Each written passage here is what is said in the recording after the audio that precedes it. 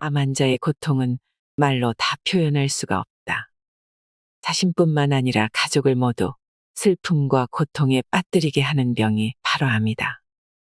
여러분은 영양제를 얼마나 드시고 계신가요? 병원에 가서 의사한테 어떤 약을 처방받아 드시나요? 매일매일 먹는 음식이 우리 몸의 일부가 됩니다. 음식을 어떻게 잘 먹느냐에 따라 우리의 건강 상태가 좌우될 수 있습니다. 인스턴트 음식과 화학적으로 합성된 음식들을 자주 먹다 보면 우리 몸의 건강을 해칠 수밖에 없지요. 음식은 자연 그대로 먹는 것이 가장 좋습니다. 천연의 식품들은 수많은 영양분이 있으면서도 그와 반대되는 성질의 영양분도 함께 포함하고 있습니다.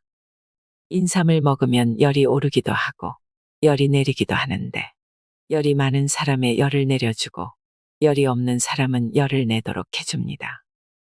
또한 373이라는 식물은 지혈작용을 하는데 성분 분석을 해보면 혈소판 응집을 방해하여 출혈을 유도하는 물질도 함유하고 있습니다.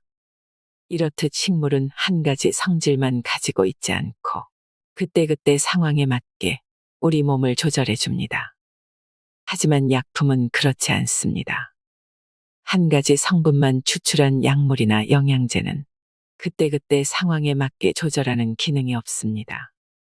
한 가지 목표만을 위해서 강력하게 작용하므로 그만큼 부작용도 크게 나타납니다. 한의학 박사 김순열 박사는 한의원에 찾아오는 분들 중에는 영양제를 한 번에 한 움큼씩 입에 집어넣는 환자들이 안타깝다고 합니다. 만성질환이라는 미명하에 생활습관이나 식습관을 바꿀 생각은 안 하고 당뇨약, 혈압약 등 평생 동안 약을 처방받아 먹는 사람들도 많지요. 요즘 뉴스에는 영양제가 거의 효능이 없다는 내용이 자주 보도되는데도 그 말을 믿지 못하고 영양제의 효능을 맹신하는 분들이라면 오늘 영상을 끝까지 보셨으면 합니다. 화학적으로 합성한 음식들은 진짜 음식이 아닙니다. 입에 달고 맛나고 칼로리가 높은 음식도 진짜 음식이 아닙니다. 조금 덜 달고 조금 덜 맛있고 먹기에 조금 불편하더라도 진짜 음식, 자연 그대로의 음식을 먹는 것이 우리 몸의 건강한 평형 상태를 유지하는 지름길입니다. 오늘 소개해드릴 책은 김순열 한의학 박사의 진짜 식사입니다. 암세포를 파괴하는 항암식. 이런 음식에서 발암물질이 나온다. 암 환자의 고통은 말로 다 표현할 수가 없다. 자신뿐만 아니라 가족을 모두 슬픔과 고통에 빠뜨리게 하는 병이 바로 암이다.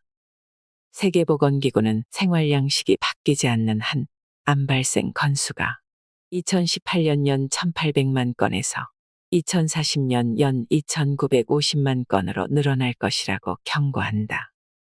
암은 각 나라의 인구 구성과 경제 상황에 따라 발병률과 사망률에 큰 차이를 보인다. 주로 소득 수준이 높은 선진국일수록 암 발생률이 더 높다. 우리나라도 사망 원인 1위가 암이다. 암으로 인한 사망률이 전체 사망 원인 중 약 26%를 차지하고 있다. 보건 통계 자료에 따르면 한국인에게 많이 발병하는 위암, 폐암, 간암, 대장암, 유방암은 짠 음식과 고지방식을 하고 섬유질을 적게 먹기 때문이라고 한다. 열량 과다 섭취로 인한 비만도 주요 원인 중 하나다. 암은 오랜 기간 암 유발 환경에 노출되어 나타나는 침묵의 병이다. 그만큼 올바른 식습관 형성과 개선이 중요하다. 암을 유발하는 최악의 음식. 육가공식품은 가공 과정에서 암물질 생성. 햄, 소시지, 베이컨 같은 육가공식품은 일군 발암물질이다. 세계암연구기금과 미국 암연구소가 낸 보고서에 따르면 가공육 섭취는 대장암의 위험을 높이는 확실한 위험 요인이라고 경고하고 있다. 육류의 가공을 위한 고온조리 및 훈제 과정에서 많은 첨가물이 들어간다. 그 과정에서 N니트로소 화합물, 헤테로사이클릭아민, 벤조피렌 같은 발암물질이 만들어진다. 이 발암물질들이 세포 손상을 유발한다. 그래서 정상세포에 돌연변이가 생기고 암으로 발전한다. 고기는 되도록 가공육 대신 신선한 생고기를 먹을 것을 권한다. 젓갈은 일군 발암물질이다. 식탁 위에 차려진 젓갈은 짭조름하고 맛있어서 밥도둑이라고 부른다. 하지만 소금이 많이 들어있는 젓갈은 일군 발암물질이다. 소금 자체는 일군 발암물질이 아니지만 젓갈 속 단백질과 소금의 아질산염이 만나면 니트로사민이라는 발암물질이 만들어진다. 고기 특유의 맛과 색을 내기 위해 사용하는 방부제인 아질산나트륨이 조리 과정에서 아민 단백질과 결합하면 발암물질인 니트로사민이 생긴다. 아질산나트륨 자체는 발암물질이 아니고 니트로사민이 발암물질이다. 젓갈은 되도록 먹지 않기를 당부한다. 튀긴 음식은 아크릴아마이드라는 발암성 물질 함유. 신발도 튀기면 맛있다는 말이 있을 정도로 튀긴 음식은 맛의 제왕이다. 하지만 건강면에서는 빵점짜리 음식이다. 튀긴 음식에는 식품이 고온에 노출될 때 형성되는 아크릴아마이드라는 발암성 물질이 많이 함유되어 있다. 아크릴아마이드는 120도 이상 온도로 식품을 장시간 가열할 때 자연적으로 생성되는 유해물질이다. 그뿐만 아니라 고온에서 튀김 요리를 하면 암 위험을 증가시키는 화합물도 나올 수 있다. 따라서 암 예방을 위해서는 튀김 요리를 삼가야 한다. 굳이 튀김 요리를 먹고 싶다면 조리 시 생성되는 발암물질인 아크릴아마이드를 억제하기 위해 지나치게 높은 온도에서 가열하지 않는 것이 낫다. 식품의약품안전처에 따르면 튀김 온도는 120도를 넘지 않고 오븐을 이용할 때도 200도를 넘지 않게 하는 것이 좋다고 한다. 감자는 황금색이 날 정도로만 튀기거나 굽고 갈색으로 변하지 않게 해야 한다. 육류는 조리 시간을 최소화하는 것이 좋다. 건강을 위해서 튀김보다는 찌거나 삶아 먹을 것을 권한다. 끓는 물은 100도가 넘지 않기 때문에 발암물질인 아크릴아마이드가 발생하지 않는다. 군고구마는 암 유발물질 생성. 군고구마는 입에서 살살 녹을 정도로 맛있지만 조심해야 할 것이 있다. 뜨거운 열을 받아 겉이 검은색으로 변할 정도로 탄 고구마는 암 유발물질 아크릴아마이드가 생성되므로 반드시 탄 부분을 제거하고 먹어야 한다. 또 다른 문제는 고구마를 연탄으로 구울 때 발생한다. 연탄에 고구마를 굽게 되면 이산화황과 삼산화황, 그리고 연탄 속 중금속이 고구마를 오염시킬 수 있다. 또 연탄불에 구워서 먹는 것은 유해가스의 문제도 있다. 연탄은 불완전 연소가 된 유해가스가 많이 나오기 때문에 되도록 피해야 한다. 뜨거운 음료는 식도암에 걸릴 확률 2배 상승. 뜨거운 음료가 왜 암을 유발하지라고 의아해하는 사람들이 있을 텐데, 뜨거운 음료는 사실 2급 발암물질이다. 뜨거운 음료를 먹으면 식도암에 걸릴 확률이 2배 상승한다. 뜨거운 음료가 식도 세포에 물리적, 화학적 손상을 주기 때문이다. 반복적으로 염증이 생기고 손상이 되고 재생되는 과정에서 돌연변이 세포가 발생할 확률이 높아진다. 여기서 뜨거운 것의 기준 온도는 65도다. 팔팔 끓인 차나 커피는 곧바로 마시지 말고 호호 불어서 혹은 조금만 기다렸다가 먹는 지혜를 발휘하길 권한다. 구워 먹으면 암을 유발하는 5가지 대표 음식. 현대인의 사망 원인 중 부동의 1위는 암이다. 암 발생의 주원인은 스트레스의 증가, 식생활의 변화인데 음식을 먹는 방법에 따라 암 발생이 증가할 수 있다. 음식을 굽거나 튀기면 맛과 풍미가 있지만 구워 먹으면 오히려 암을 유발하는 음식들을 주의해야 한다. 구워 먹으면 암을 유발하는 음식. 육고기를 바싹 구워 먹으면 전립선암 발생 69% 증가. 소고기, 돼지고기, 닭고기 등은 구울 때 헤테로사이클릭 아민이라고 불리는 발암물질이 생성되어 소량만 먹어도 바람의 위험이 증가한다. 유럽 환경바람원 학회에서는 고기를 바싹 구워 먹는 사람이 그렇지 않은 사람에 비해서 전립선암 발생이 69% 증가한다고 보고했다. 고기를 높은 온도에서 구우면 벤조피렌이 생성된다. 벤조피렌은 국제암연구소에서 지목하는 대표적인 발암물질이다. 300에서 600도의 고열 처리 과정에서 유기물질이 불완전 연소하면서 생성된다. 고기는 숯불에 구워 먹어야 제맛이라고 하지만 육류를 섭취할 때는 되도록 직접 불에 굽지 않는 것이 바람직하다. 그래도 고기를 구워 먹고 싶다면 숯이나 나무 대신 가스나 전기 그릴을 사용하고 고기를 태우거나 너무 익히지 않기를 권한다. 직화구이를 할 때는 기름이 불꽃에 떨어지면서 연기가 올라온다. 이 연기의 주성분은 다완방향족 탄화수소로서 기름이 불완전 연소하면서 발생한다.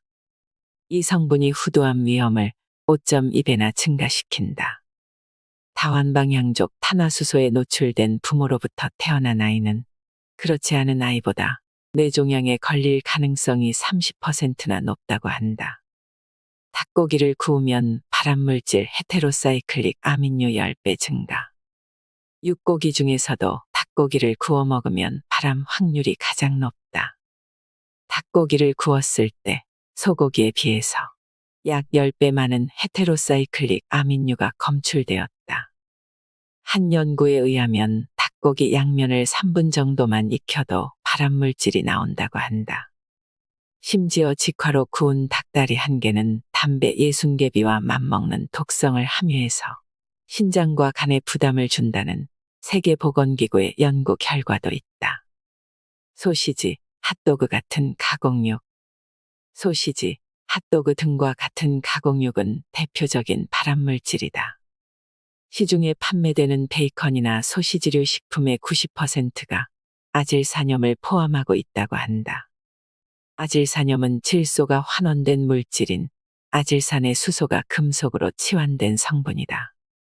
오랜 기간 복용하면 유방암과 대장암, 전립선암 등을 유발할 수 있다. 가공육은 고온에서 조리되므로 헤테로사이클릭 아민과 다완방향족 탄화수소 같은 발암물질에 노출될 수밖에 없다. 등푸른 생선을 구우면 활성산소인 과산화지질 증가. 등푸른 생선은 오메가3가 풍부하여 혈관을 청소하는 건강식품의 대명사다. 하지만 일부 생선은 구워서 조리하면 오히려 건강을 해칠 수 있다. 오메가3 같은 다불 포화지방산을 고온에서 가열하면 과산화지질이 훨씬 많이 생성된다. 과산화지질은 활성산소의 한 종류인데 산화 스트레스를 유발해서 세포 간의 신호를 방해하고 암과 파킨슨병, 알츠하이머 치매, 죽상동맥경화, 심부전, 심근경색 등의 원인이 된다. 특히 고등어나 꽁치 같은 생선을 구워서 섭취하면 굽는 과정에서 오메가3 지방산이 과산화지질로 변화되어 혈액순환을 돕는 것이 아니라 오히려 혈액순환에 장애를 가져온다. 부추는 고온에서 발암물질, 아크릴아마이드 급증. 스테이크나 돼지고기를 요리할 때 잡냄새를 제거하고 맛의 풍미를 더하기 위해서 꼭 뿌리는 것이 후추다. 후추에 함유된 피페린 성분이 침 분비를 증가시키고 소화액 생성을 돕는다. 또한 항암 작용과 항산화 효과로 장내가스를 흡수하고 대장암 세포의 생성을 억제하는 것으로 알려져 있다. 하지만 후추를 고온에 가열해서 요리하면 신경계통에 이상을 일으키고 암을 유발하는 물질이 생성된다. 후추를 120도가 넘는 고온에서 조리하면 2급 발암물질인 아크릴아마이드 함량이 최대 37배 증가한다고 한다. 아크릴아마이드는 신장암과 피부암 등 각종 암을 일으키고 치매나 간질을 유발하는 독성 물질이다. 음식을 삶거나 국을 끓일 때는 100도 이상 온도가 올라가지 않기 때문에 후추를 미리 첨가해도 무방하다. 하지만 직접 불에 굽는 것처럼 고온에서 음식을 조리할 때는 반드시 조리가 다 끝난 후에 후추를 뿌려서 먹기를 권한다. 건강한 삶을 살기 위해서는 음식 선택뿐만 아니라 음식을 조리하는 방법도 중요하다. 좋은 식재료를 적절한 방법으로 조리해서 먹어야 한다. 아는 만큼 질병 없이 살 수 있다. 폐암을 예방하는 필수 음식 당근. 사망률이 제일 높은 암은 폐암이다. 우리나라뿐만 아니라 전 세계 여러 나라에서도 폐암은 사망률 부동의 1위를 차지한다.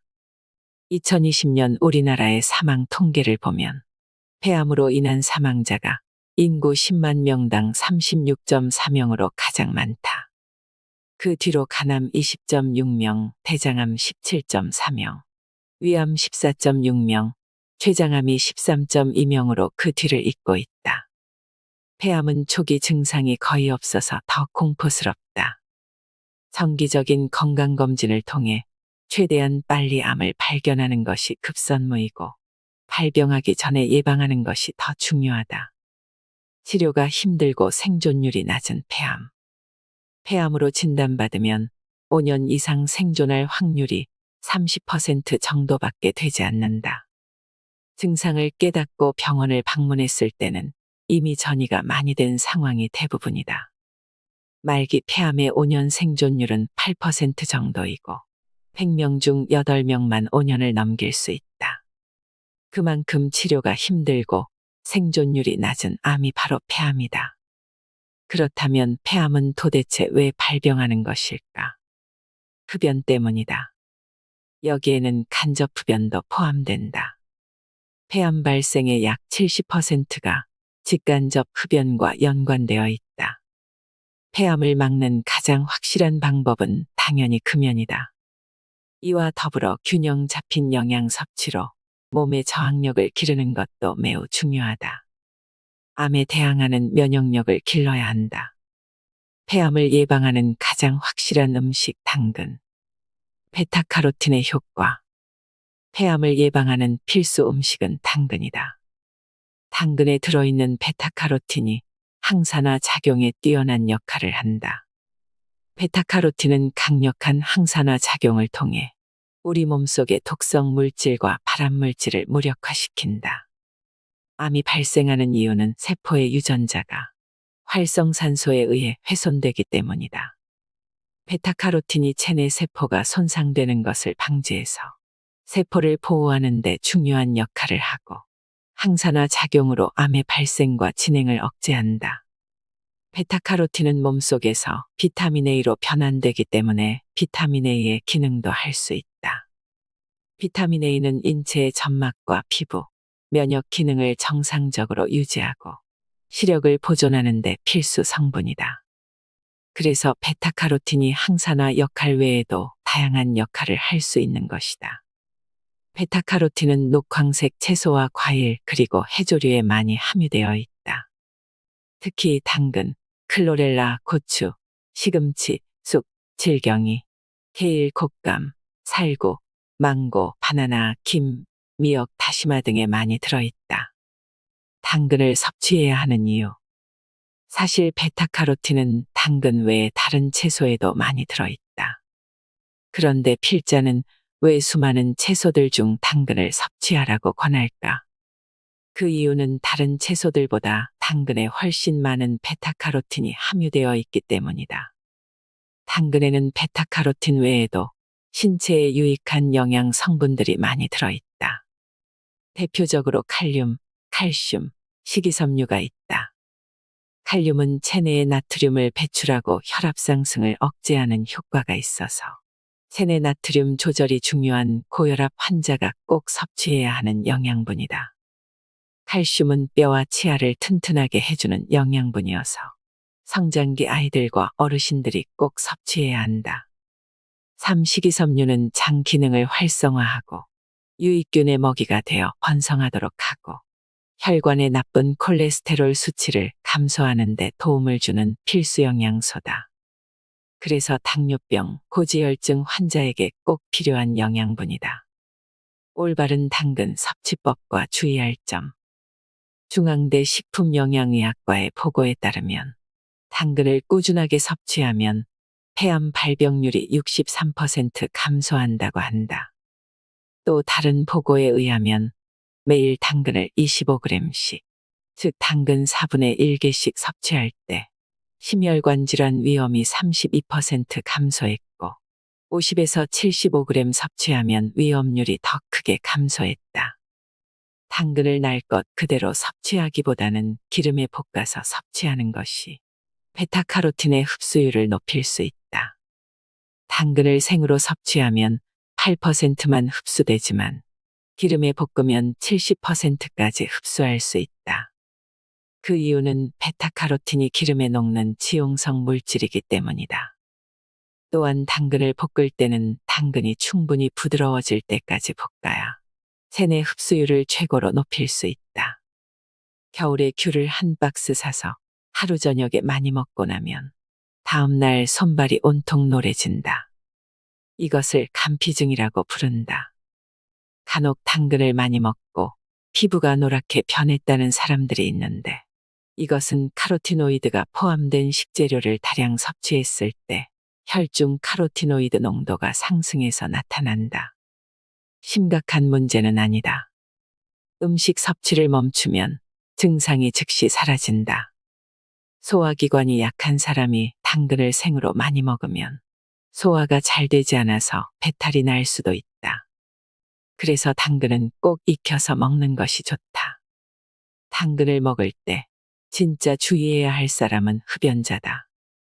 흡연자가 당근을 과다 섭취하면 오히려 항암 작용이 아닌 암세포를 조장하는 결과를 초래할 수 있다.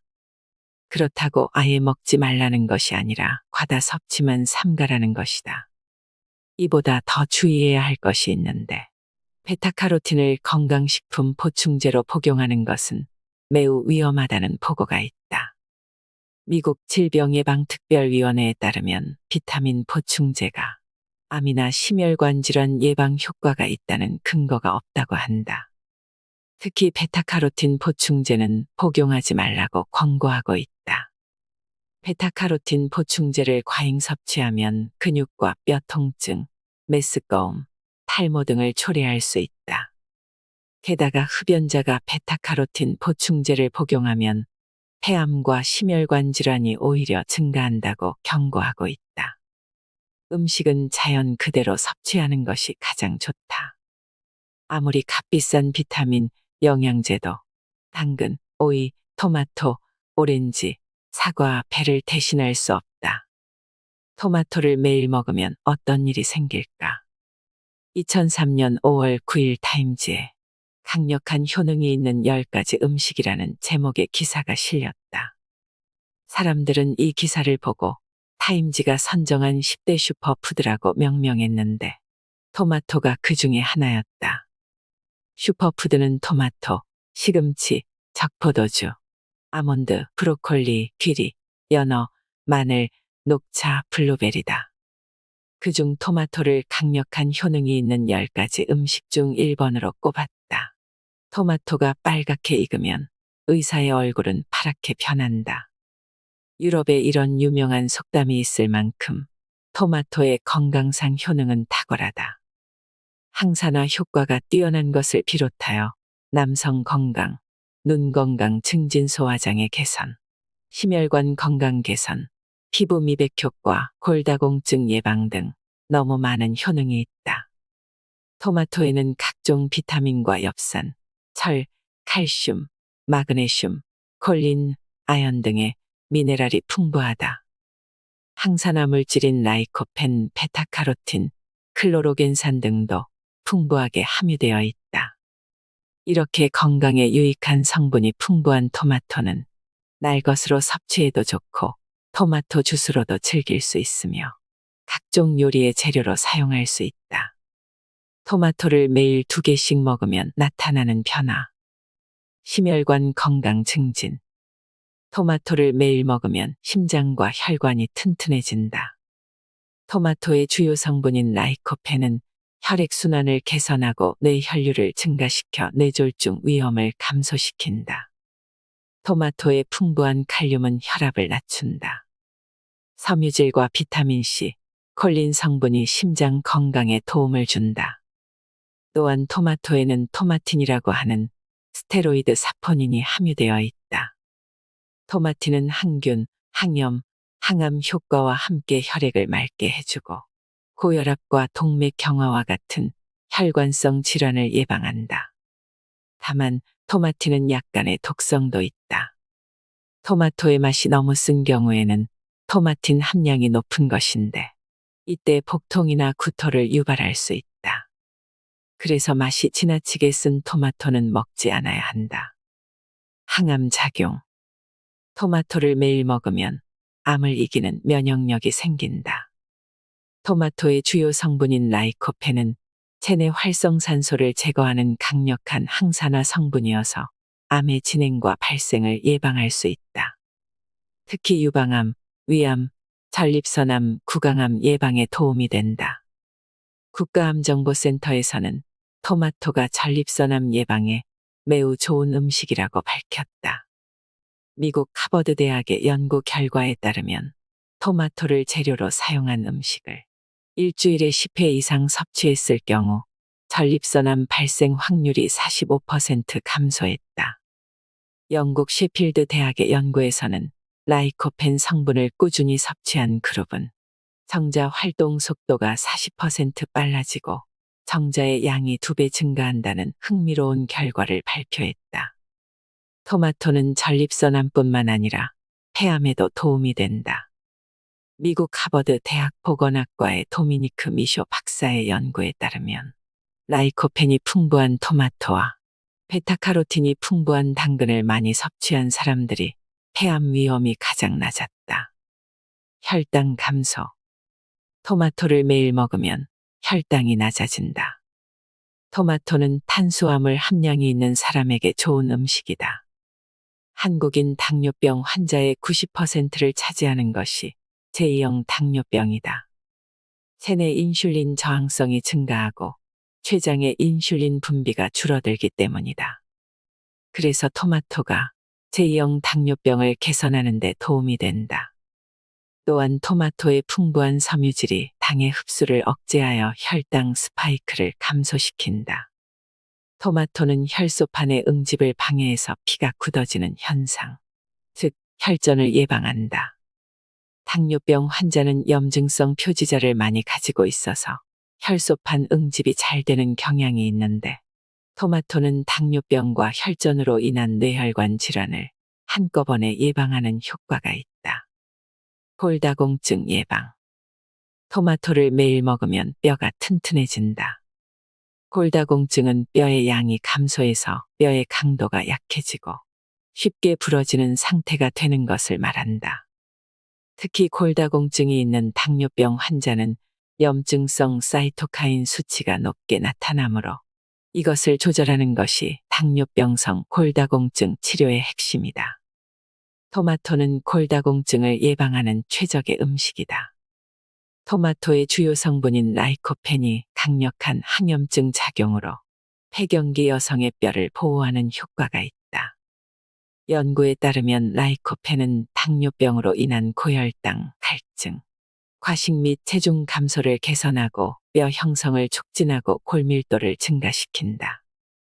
또한 토마토에 풍부하게 함유된 비타민 K가 우리 몸에서 칼슘이 빠져나가는 것을 막아서 뼈가 튼튼하게 유지되도록 한다. 특히 비타민 K는 뼈와 연골의 시멘트질에 존재하는 비콜라겐 단백질 중 하나인 오스테오칼신을 활성화한다. 오스테오칼신은 뼈 내부의 칼슘 분자를 미네랄화하는 역할을 한다. 그래서 토마토를 섭취하면 오스테오칼신이 칼슘을 굳히고 뼈를 튼튼하게 만드는 역할을 하도록 도와주는 것이다. 뼈가 약한 사람은 토마토를 꼭 먹어야 한다. 피부 미용 개선.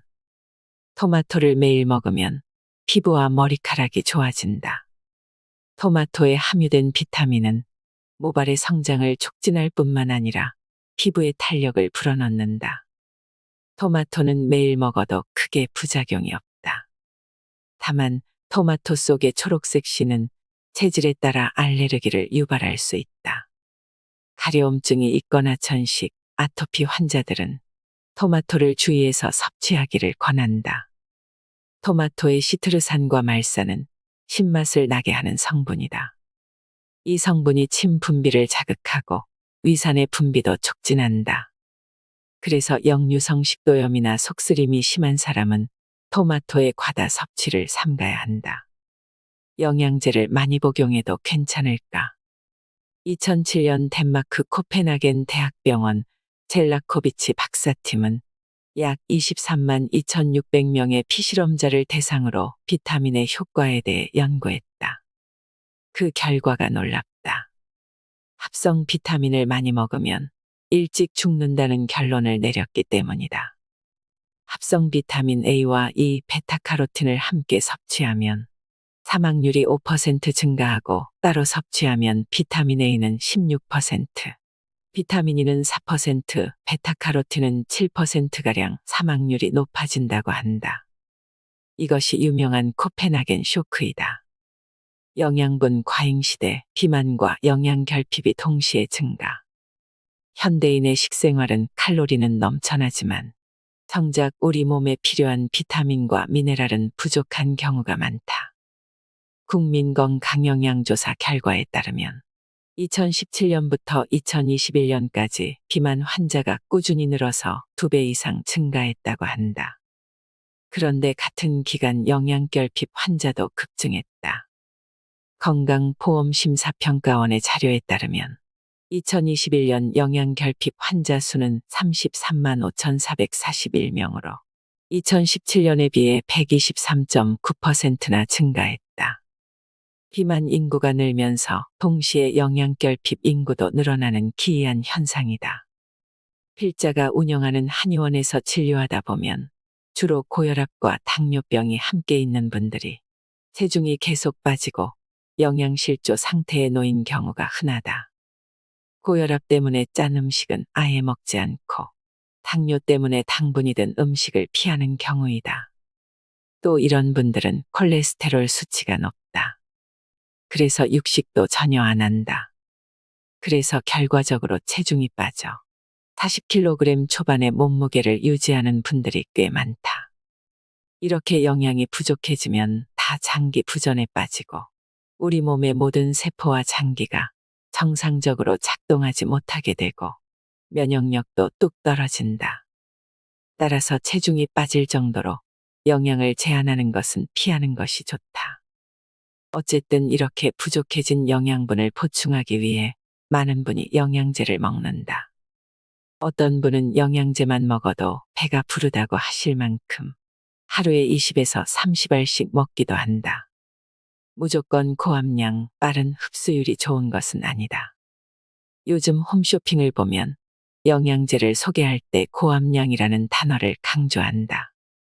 하루 권장 섭취량을 넘어 과잉 섭취할 경우 영양제가 오히려 건강을 해칠 수도 있다.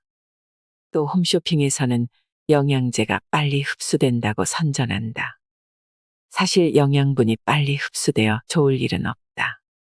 우리 몸에서 그것을 처리해야 할 시간이 필요하기 때문이다. 영양물질이 너무 빨리 우리 몸속으로 들어오면 면역 교란이 발생할 수 있다. 곧바로 숨이 넘어가는 응급 상황이 아니라면 모든 영양분은 천천히 흡수되는 것이 건강에 더 유익하다. 영양제를 많이 복용하면 발생하는 심각한 문제. 수용성 비타민은 소변으로 배출, 지용성 비타민은 체내에 축적. 사람들이 가장 많이 먹는 영양제는 비타민이다. 비타민은 크게 지용성과 수용성이 있다. 수용성은 물에 녹는 물질이고 지용성은 기름에 녹는 물질이다. 수용성 영양 성분들은 우리 몸에 들어오면 피를 타고 돌다가 필요 없어지면 신장을 통해 소변으로 빠져나가므로 몸에 쌓이지 않는다.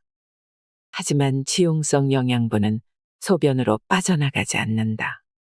소변에 기름이 섞여 나오면 그것은 심각한 문제다. 지용성 영양분은 대부분 간에서 처리한다. 그래서 잉여분이 담즙에 녹아서 장으로 배출된다. 가장 대표적인 지용성 영양분이 비타민 A다. 비타민 A를 많이 먹으면 몸에 축적되고 문제를 일으킨다. 사실 비타민 A는 부족해지기 쉽지 않은 영양분이다. 아주 못 사는 저개발 국가가 아니라면 결핍보다는 과잉을 우려해야 하는 종류의 비타민이다. 비타민 A를 과다 복용하면 부작용으로 설사나 복통, 메스꺼움과 같은 증상이 나타나고 폐렴 발생률을 높일 수 있고 태아의 건강에 치명적인 영향을 미치기 때문에 임산부에게는 좋지 않다. 또한 흡연자에게도 좋지 않다. 당근을 많이 먹는 사람이 흡연하면 폐암 위험률이 높아진다. 당근의 풍부한 베타카로틴 때문인데 베타카로틴이 비타민 A의 전고물질이다. 비타민 E는 지용성이다. 비타민 E는 활성산소를 제거하는 강력한 항산화제다. 비타민 E를 과잉 섭취하면 출혈, 신경 손상, 골절, 두통과 같은 부작용이 발생할 수 있다. 비타민 K는 지용성이다. 비타민 K는 지혈을 도와주는 영양분이다. 비타민 K가 부족해지면 출혈 질환이 증가한다. 와파린 같은 약을 먹을 때 비타민 K를 과다 섭취하면 혈액이 응고되어 와파린의 효과가 없어진다. 그래서 와파린이나 아스피린 같은 혈전용해제를 복용할 때는 비타민 K의 섭취를 피해야 한다. 비타민 D를 과다 복용하면 독성 작용이 나타난다. 초기 증상으로는 식욕 상실, 메스꺼움과 구토가 발생한다. 그 후에 기운이 없어지면서 축 늘어지고 초조함도 증가하고 혈압도 상승할 수 있다. 비타민 D는 칼슘 흡수를 증가시키므로 칼슘 축적도 함께 발생하여 혈관의 석회화나 관절의 석회성 근염, 담낭과 콩팥의 결석 질환이 증가할 수 있다. 요즘 환자분들을 상담하다 보면 비타민 D 결핍이 대부분이다. 사실 결핍의 기준선이 너무 높은 것이 아닌가 하는 의문도 든다. 지용성 영양분은 먹을수록 쌓이므로 부족해지기가 쉽지 않기 때문이다. 비타민 B군은 수용성 비타민이다. 그래서 몸에 축적되지 않고 남는 영양분은 모두 소변으로 배출된다. 하지만 사람의 체질에 따라 이것도 병이 될 수 있다. 비타민 B3를 과다 복용하면 소화기 장애, 간 기능 이상, 당뇨병, 피부 홍조, 시력 약화, 발진, 가려움증을 유발할 수 있다. 비타민 B6를 과다 복용하면 울렁거림, 두통, 메스꺼움 등이 생길 수 있다. 증상이 심하면 손발 저림, 감각 이상과 신체 움직임 조절이 둔화하는 현상, 통증에 더욱 민감해지는 현상도 발생한다. 피곤하다고 해서 과량 복용하는 것은 피해야 한다. 종합영양제는 필요 없는 영양분 과잉 유발. 종합영양제에는 여러 가지 영양소가 들어있어서 신경 쓸 필요 없이 한 알로 모든 것을 해결할 수 있다. 하지만 그 중에는 나에게 필요 없는 영양분도 들어있다는 사실을 알아야 한다. 부족한 영양분은 되도록 자연식으로 섭취하기를 권한다. 자연 그대로의 음식은 영양분이 조금 넘치더라도 알아서 흡수가 조절된다. 그런 이유로 부족과 과잉을 걱정할 필요가 없다. 한 달 만에 10년 젊어지는 놀라운 운동. 사람은 피가 돌아야 살 수 있다. 심장에서 나온 피가 위장, 소장, 대장과 손과 발 그리고 머리를 거쳐서 다시 심장으로 돌아온다. 그 과정에서 산소와 영양분을 공급하고 노폐물을 제거하고 새로운 세포가 자라게 한다. 피가 도는 과정에서 어딘가 막히거나 터져버리면 질병이 생긴다. 병원에 가면 의사들이 이구동성으로 운동하라고 권하는 이유는 운동해야 피가 돌기 때문이다. 운동하라고 하면 테니스, 골프, 등산, 축구, 농구 등을 떠올리지만 부담 없이 할 수 있는 걷기는 당장 시작할 수 있다. 매일 꾸준히 걸으면 한 달 만에 10년은 젊어질 것이다. 걷기 운동으로 얻을 수 있는 효과. 뇌기능 활성화로 치매 예방. 미국 캔자스 대학의 연구에 따르면 걷기가 약한 정도의 유산소 운동이지만 조기 치매를 예방하고 알츠하이머병의 진행을 감소시키는 데 충분하다고 한다. 전 세계적으로 3,500만 명 이상이 알츠하이머 치매를 앓고 있다. 이 병에 한 번 걸리게 되면 진행을 멈출 수 없다. 병이 생기기 전에 뇌신경을 자극해서 뇌세포가 파괴되지 않도록 막아주는 것이 최선이다. 의료계의 예측에 따르면 약 20년 후에는 알츠하이머 치매 환자가 지금보다 2배로 증가할 것이라고 한다. 치매를 예방하는 가장 좋은 방법은 걷기다. 걷기는 정신건강에 도움이 된다. 걷기가 정신건강에 좋은 이유는 심장이 뛰면서 혈액순환이 증가할 때 스트레스 호르몬을 태워버리고 엔돌핀을 분비하기 때문이다. 뇌신경 세포의 활동에도 혈액순환이 중요하다. 우리 몸에서 단위 면적당 에너지를 가장 많이 사용하는 곳이 뇌다. 2kg도 되지 않는 뇌가 전체 에너지의 20%를 넘게 사용해서 노폐물이 많이 나온다. 뇌신경 사이사이를 흐르는 혈액순환이 약해지면 기억력이나 집중력이 나빠질 뿐만 아니라 두통, 어지럼증 같은 질병, 불면증이 생길 수도 있다. 뇌 기능이 떨어지면 마음이 조급해진다. 뭔가 생각대로 일이 풀리지 않아서 짜증이 나고 화가 나고 우울해지고 불안해진다. 이 모든 문제를 걷기 운동으로 해결할 수 있다. 멀리 보는 습관으로 시력 향상. 눈의 압력이 높아져서 생기는 병이 녹내장이다. 눈은 둥근 콩처럼 생겼고 그 안에 물이 차 있다. 이 물의 압력이 높아지면 망막 손상과 시신경의 손상을 유발한다. 녹내장은 주로 혈압이 높아지면 발생한다. 걷기를 매일 하게 되면 혈액순환이 좋아지고 땀을 흘리면서 혈압이 내려가는 효과가 생긴다. 당연히 눈의 압력도 내려간다. 녹내장은 주로 연세가 많은 노인에게 많이 생기지만 젊은이들의 경우에는 걷기가 시력이 향상되는 강력한 수단이 된다. 컴퓨터나 스마트폰을 들여다보느라 가까운 곳에 맞춰진 시력을 매일매일 산책과 걷기를 통해 멀리 보는 것으로 고정해주면 시력 향상에 도움이 될 뿐만 아니라 노원 발생을 획기적으로 줄일 수 있다. 심장질환 예방. 미국 심장협회에 따르면 걷기가 달리기만큼 심장질환을 예방하는 데 효과가 있다고 한다. 하루 30분의 걷기가 관상동맥 질환을 예방하고 고혈압을 완화하고 콜레스테롤 수치를 내려준다. 매일 꾸준히 걸으면 혈액순환이 향상되기 때문이다. 걷는 중간에 1에서 2분 정도를 조금 빨리 걷거나 뛰면 더 효과적이다. 폐활량 증가. 걷기는 유산소 운동으로 산소의 사용량을 늘려준다. 또한 이산화탄소를 포함한 혈액 속의 노폐물을 제거할 수 있다. 요즘 필자의 한의원에는 불안증과 공황장애로 상담하는 분들이 많다. 불안증이 극도에 달하거나 공황 발작이 일어나면 숨쉬기 힘들어서 죽을 것 같다라고 표현한다. 이것은 자율신경 중에 교감신경이 극도로 흥분되면 흉곽이 쪼그라들기 때문인데 평소 운동량이 부족하여 폐활량이 적으면 증상이 더 심하게 나타난다. 이때도 심폐의 기능이 강하면 훨씬 견디기가 쉬워진다.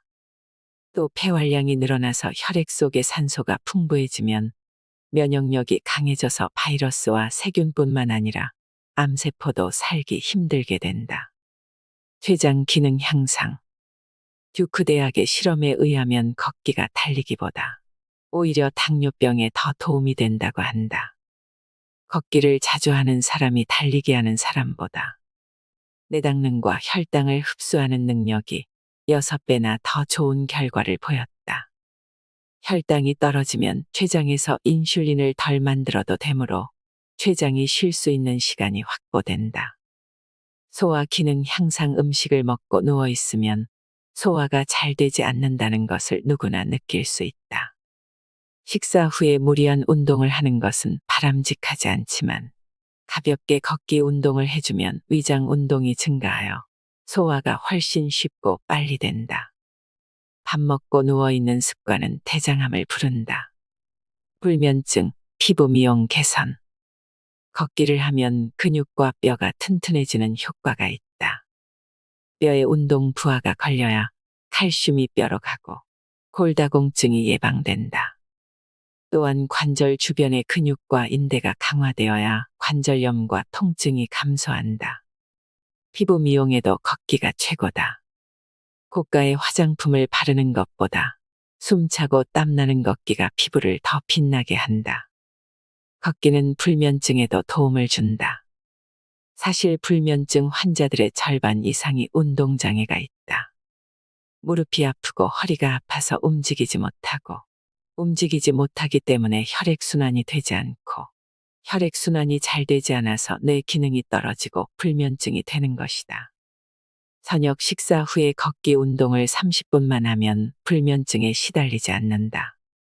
살이 저절로 빠지는 7가지 습관. 살 빼기는 힘들다. 수도 없이 다이어트를 시작하지만 잘 되지 않는 것이 바로 살 빼기다. 큰돈 들이지 않고 또 힘들지도 않게 살이 쑥쑥 빠지는 습관 만드는 법을 알아보자. 이 습관만 몸에 배면 더 이상 다이어트로 걱정하지 않아도 된다. 소금 먹기. 소금을 먹으라고. 소금을 먹으면 살이 더 찌는 것 아닌가. 사실 우리가 뭔가 먹고 싶다고 느끼는 것은 대부분 배가 고픈 것이 아니라 갈증이 나는 것이다. 이것을 가짜 배고픔이라고 한다.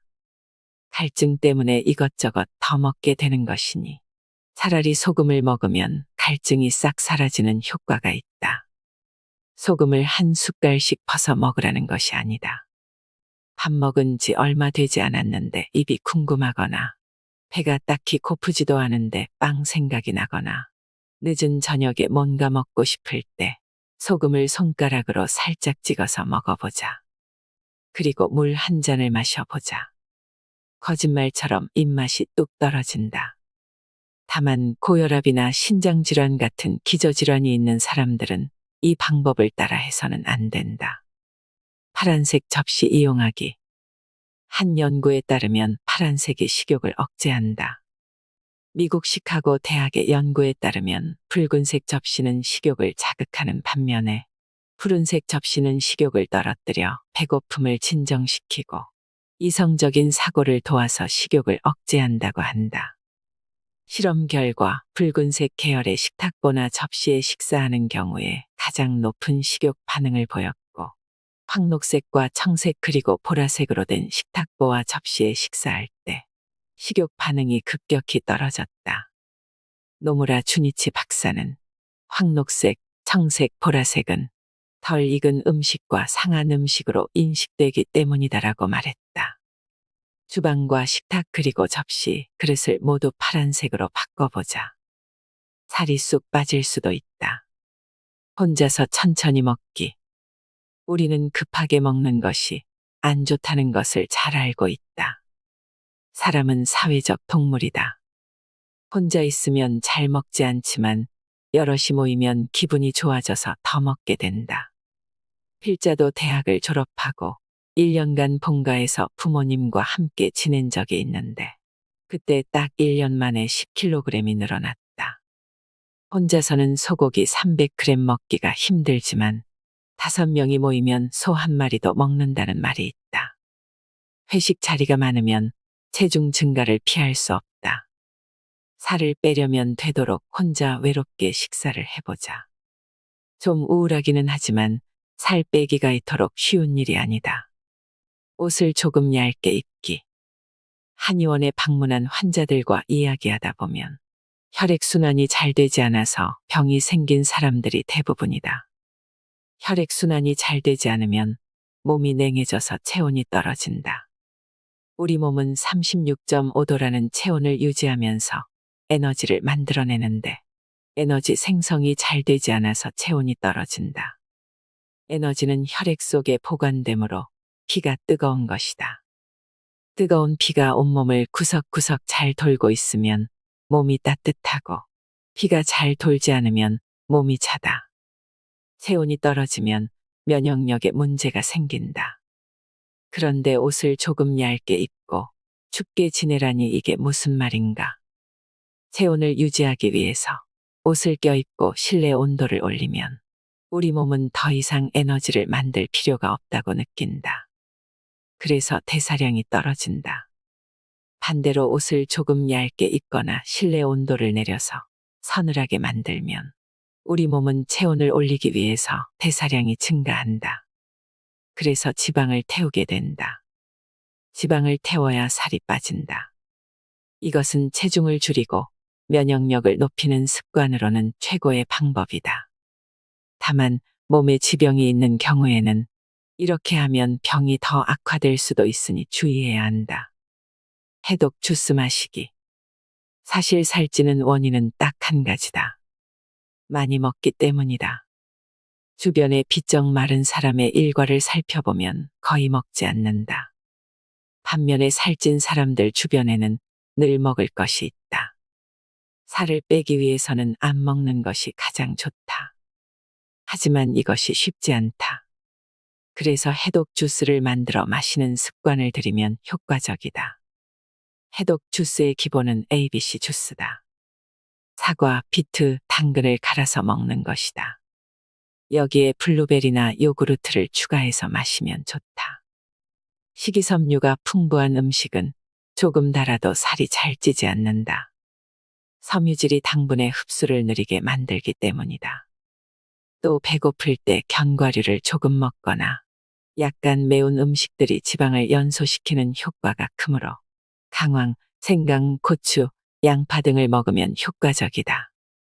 다만 매운 음식은 소화를 촉진해서 배고픔을 유발할 수 있으니 이 부분만 주의하면 된다. 긍정적 사고. 연예인들은 실제로 몸매와 몸무게가 수입과 직결되므로 다이어트를 목숨 걸고 한다. 하루에 바나나 하나만 먹고 3에서 5시간 운동해서 돈이 수억 원씩 들어온다면 안 할 이유가 없다. 하지만 보통 사람들은 다이어트 자체가 그냥 또 하나의 스트레스일 뿐이다. 그래서 힘든 것이다. 나를 사랑하고 긍정적인 사고로 내 몸무게와 체형에 만족해보자. 사실 남들은 나에게 그다지 관심이 없고 나 자신만 나에게 가장 큰 관심이 있다. 다이어트는 자기만족이다. 스스로 만족하면 그것이 다이어트다. 우스운 얘기일 수도 있지만 에라 모르겠다 외치고 그냥 사는 것도 하나의 방법이다. 꾸준한 운동.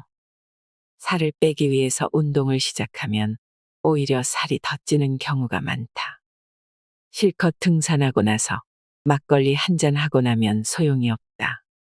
달리기 하고 나면 허기가 져서 더 많이 먹는다. 살이 쑥쑥 빠지는 실제적인 운동은 걷기다. 하루 30분에서 1시간 정도만 걸어보자. 매일 꾸준히 해서 습관을 만드는 것이 중요하다.